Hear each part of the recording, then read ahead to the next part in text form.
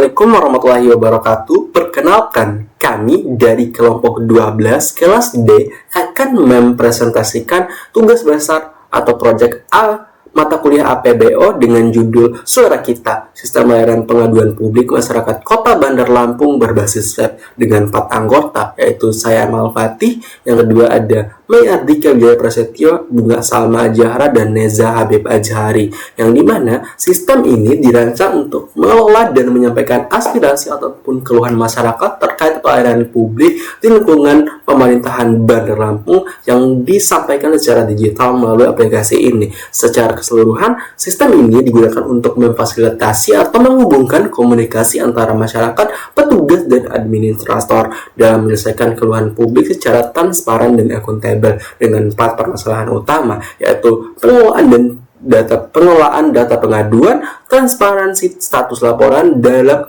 distribusi data petugas, dan aksesibilitas layanan. Oke, saya akan menjelaskan bagian use case diagram. Untuk lebih efisiennya, saya akan menjelaskan langsung di Draw IO-nya, yang dimana use case diagram ini secara keseluruhan mencakup ada 3 bagian utama, yaitu ada 3 aktor: petugas, masyarakat, dan administrator. Yang dimana di sini dapat kita lihat adminnya itu dapat melakukan hal-hal yang tertera di sini, yaitu seperti lihat dashboard admin, tapi dia harus login terlebih dahulu. Lihat dashboard admin, lihat data pengguna yang dimana dia dapat menghapus pengguna. Kalau petugas yang dimana di situ ada lihat data petugas, tambah petugas, edit petugas, dan hapus petugas atau yang biasa disebut dengan CRUD. Kemudian ada kelola kategori, yaitu ada CRUD-nya juga, ada kelola berita, kelola galeri, dan yang terakhir ada ekspor pengaduan. Sedangkan untuk bagian petugas, dia dapat melihat dashboard petugas, lihat pengaduan masuk, tambah tanggapan, yang dimana ini ada extend, yaitu bisa dilakukan atau tidak, kemudian ada pengaduan ditolak, pengaduan proses, dan pengaduan selesai. Kemudian ada pun aktor masyarakat juga harus melakukan registrasi akun terlebih dahulu, kemudian dapat mengakses dashboard, melihat profil masyarakat, dan bisa mengedit data diri, tapi itu opsional, bisa menambah pengaduan, lihat status pengaduan, dan yang terakhir lihat berita informasi tanpa login. Tapi selain lihat berita informasi, semuanya harus login. Kemudian saya akan langsung menjelaskan untuk bagian IRD-nya. Ini adalah IRD dari sistem ini, yang dimana ada yang pertama ada entitas user role, yang itu memiliki atribut role dan ID role, yang dimana ini terhubung ke entitas masyarakat yang memiliki ID yang dapat kita lihat seperti nama user, email user, name user, ID user, dan lain sebagainya. Kemudian ini berrelasi langsung, yaitu masyarakat membuat pengaduan berrelasi 1 ke N. Dengan pengaduan ini memiliki atribut seperti tanggal pengaduan, ID kategori, isi laporan, foto, status, rating. Kemudian ini berrelasi dengan dikategorikan, yaitu berrelasi N ke 1 dengan kategori memiliki atribut ID kategori dan nama kategori. Kemudian ada pengaduan yang berrelasi dengan mendapat, berrelasi dengan entitas tanggapan yang memiliki 5 atribut. Kemudian tanggapan juga berrelasi dengan admin yang memiliki 5 atribut juga. Kemudian ada entitas yang berdiri sendiri seperti galeri yang memiliki 2 atribut, yaitu ID galeri, foto galeri. Kemudian berita yang memiliki 5 atribut juga. Dan tabel basis datanya dapat dilihat di laporan, yang dimana ini merupakan representasi dari IRD. Kemudian untuk bagian kelas diagram dan diagram-diagram lain akan dilanjutkan oleh rekan saya. Terima kasih. Halo, perkenalkan nama saya Mai Ardika Wijaya Prasetyo dengan NIM F1D02410147. Pada kesempatan kali ini, saya akan memaparkan bagian awal dari perancangan sistem kami, yaitu Suara Kita. Sistem layanan pengaduan publik masyarakat Kota Bandar Lampung berbasis web. Bagian yang saya jelaskan meliputi product vision, kebutuhan perangkat, dan user stories. Baiklah, pertama kita mulai dari product vision. Visi dari pembuatan aplikasi Suara Kita ini adalah untuk memberikan kemudahan akses bagi masyarakat dalam menyampaikan keluhan terkait layanan publik secara mandiri. Selain dari sisi masyarakat, sistem ini juga menjadi solusi bagi pemerintah untuk meningkatkan efisiensi operasionalnya. Hal ini dicapai dengan menyediakan data pengaduan yang akurat, cepat, dan terintegrasi. Dan untuk kebutuhan perangkatnya sendiri, kami menjalankan dan mengembangkan sistem ini menggunakan perangkat keras yang standar, yaitu menggunakan laptop dan disarankan menggunakan mouse sebagai opsional. Dan untuk perangkat lunaknya sendiri, sistem ini diakses menggunakan web browser, pengembangannya didukung oleh Xampp sebagai local server, dan Visual Code Studio sebagai text editor, serta menggunakan framework kode Igniter 3 berbasis PHP. Baiklah, kita mulai untuk user stories. Yang kami telah menyusun user stories berdasarkan 3 aktor utama, yaitu admin, petugas, dan masyarakat. Admin, petugas, dan masyarakat. Sebagai contoh untuk presentasi ini, saya ambil dari sisi masyarakatnya saja. Sebagai masyarakat, saya ingin mendaftar akun baru dan login ke sistem, sehingga saya dapat menggunakan fitur pengaduan secara resmi dan mengakses halaman pengaduan dan profil pribadi. Juga sebagai masyarakat, saya ingin membuat pengaduan baru, sehingga laporan masalah yang saya sampaikan beserta bukti fotonya bisa langsung masuk ke divisi petugas yang tepat. Untuk aktor lain seperti admin dan petugas, seluruh user stories yang menjabarkan fungsi login, kelola data, dan pemberian tanggapan sudah kami rincikan di dalam tabel dokumen ini. Baiklah, demikian penjelasan mengenai visi produk, kebutuhan perangkat, dan user stories dari proyek suara kita. Untuk pembahasan teknis terkait rancangan use case tabel basis data dan diagram lainnya akan dilanjutkan oleh rekan kelompok saya. Terima kasih. Saya Bunga Salma Zahra dengan NIM F1D02410110 dan saya akan menjelaskan bagian kelas diagram. Nah, di sini kelas diagram ini di kelas diagram ini kalau kita lihat di sini ada 4 bagian utama yang dibagi, yaitu ada view, ada controller, ada model, dan ada abstract model. Nah, di sini di bagian view ini sesuai sama namanya interface, yang artinya di sini dia bakal nampilin yang dapat dilihat langsung oleh pengguna, misalnya kayak halaman login, dashboard, halaman pengaduan, halaman berita, dan lain-lain. Nah, makanya di sini ada 3 view, ada admin view, petugas view, sama masyarakat view, yang artinya tampilan yang bakal diterima itu beda-beda tiap pengguna karena dia sesuai role-nya. Nah, terus juga di sini ada metode-metodenya.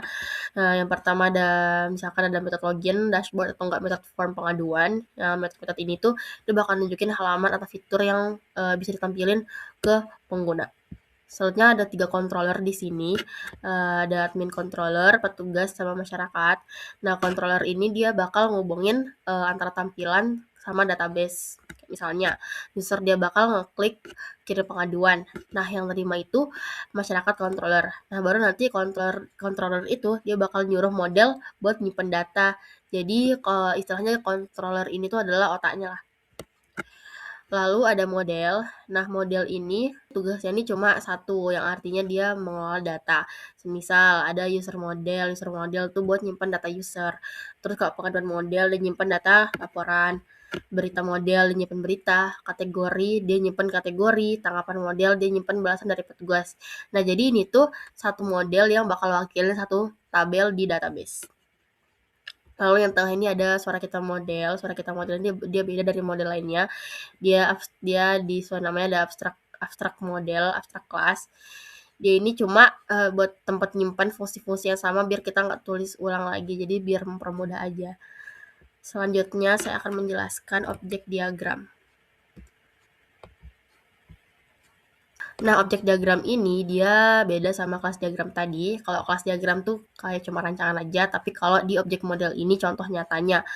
Contoh nyata kalau pas sistem lagi jalan. Misal ada user model tadi ya yang di kelas diagram, user modelnya kan masih kosong yang di kelas diagram tadi. Nah, sekarang di user satu ini udah diisinya. Ini artinya bentuk nyatanya.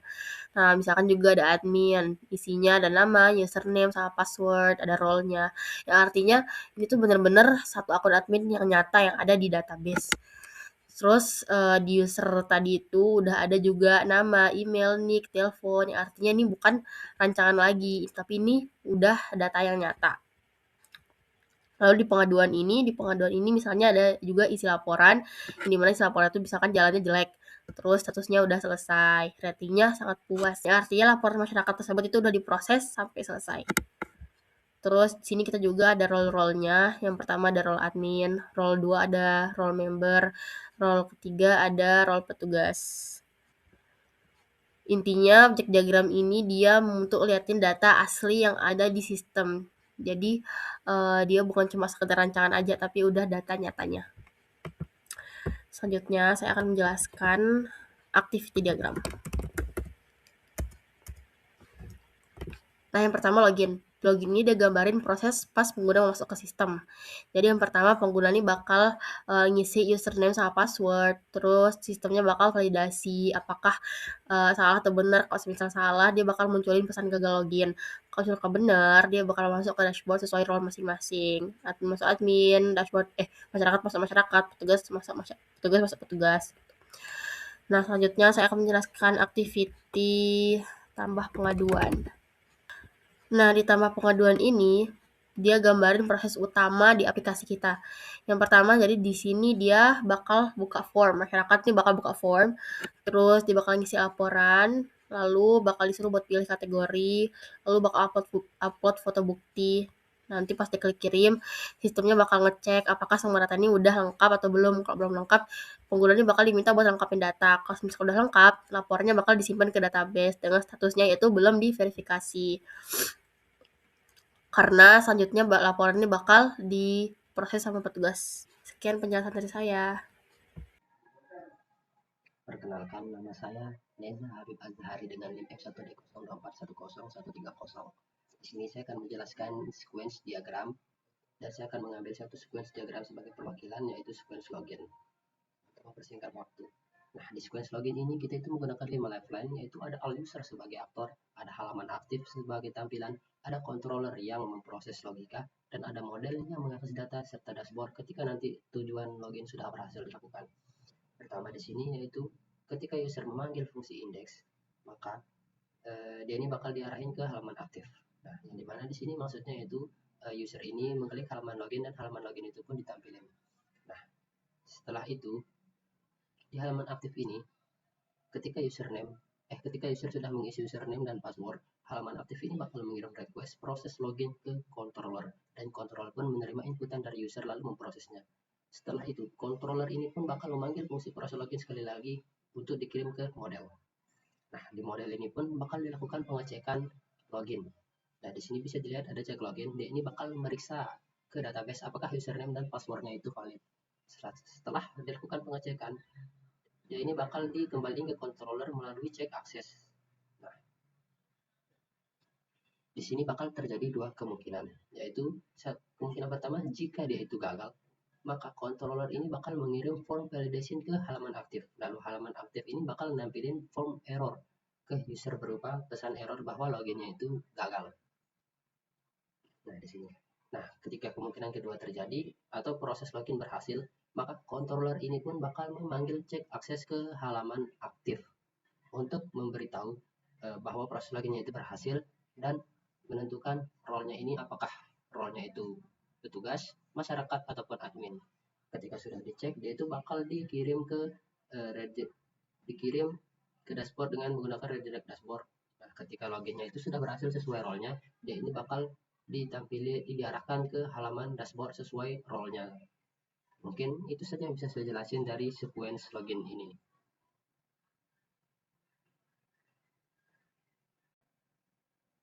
Oke, baik, selanjutnya di sini saya akan menjelaskan desain dari Figma untuk project kita. Nah, di sini di bagian beranda, di sini bisa kita lihat bagian beranda. Di sini kita bisa melihat bagian beranda ada selamat datang di suara kita.